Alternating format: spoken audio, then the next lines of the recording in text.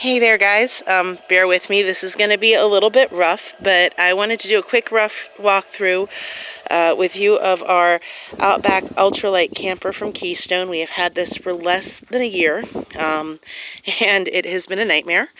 I'm going to stick strictly to what is wrong with the camper and not review the features, because I think there's a lot that's wrong design-wise with that, but that's a separate issue. Our problem is the insane amount of things that have gone wrong on this and haven't been taken care of. So I'm going to try to go over the problems in the order that we discovered them, or the order that they appeared, with one exception, because I'm out here.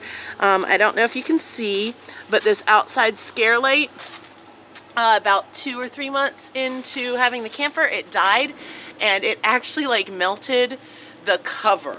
I'm going to get up here. I think you can see that. So you can see like where it melted the cover.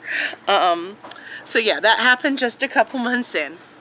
When we first got the camper, the first thing that we discovered were issues with the entertainment center. So I think you can see here the television has kind of like the standard. You put in 3 prongs here to hook it up. What's supposed to happen is this TV hooks to this radio and DVD player, which is then supposed to run the sound from the television through like the entertainment center speakers. But the radio has 2 ports coming out. The TV has 3, so they are not compatible with each other at all. When you try to hook them up, you can get the sound through the system, but then you have a fuzzy black and white picture. So we've never been able to utilize that. Furthermore, there is a bad, the soundboard is bad.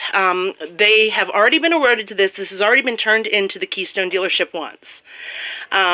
They said they needed to order a new soundboard, that it hadn't come in yet. They should be replacing that when we turn it in this time. But I'm still not sure if they actually understand that these 2 pieces aren't compatible, and we also need either a new television or a new DVD player radio. So we'll see what happens with that. But even when you put the radio on, it cuts out after like 2 minutes. It won't stay on. So that's annoying. About, I don't know, 4 months into us having the camper.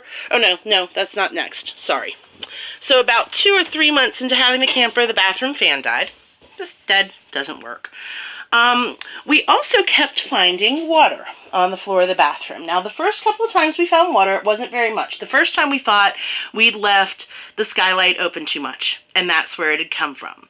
The second time was shortly after our kids had had a shower, and we thought that maybe water had managed to run around like the whole outside of the tub and drip out here. So we thought we were experiencing kind of user error.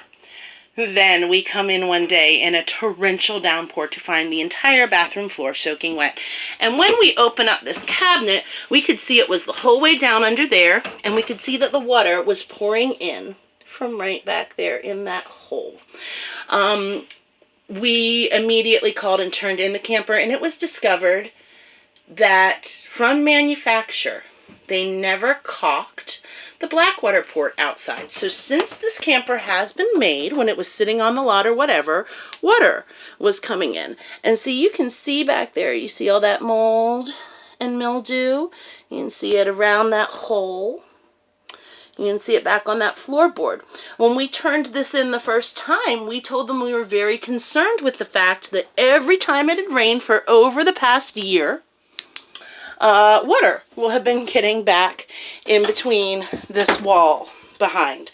They recaulked the outside of the black water port, but that is all they did. They did absolutely nothing to address any mold or mildew that was in the wall. They did not take out that floorboard there where we showed them where there was mold and mildew. They said that that is not a warranty concern, even though that's caused by the fact that they never caulked the outside of the black water port, which to me is a clear manufacturer defect.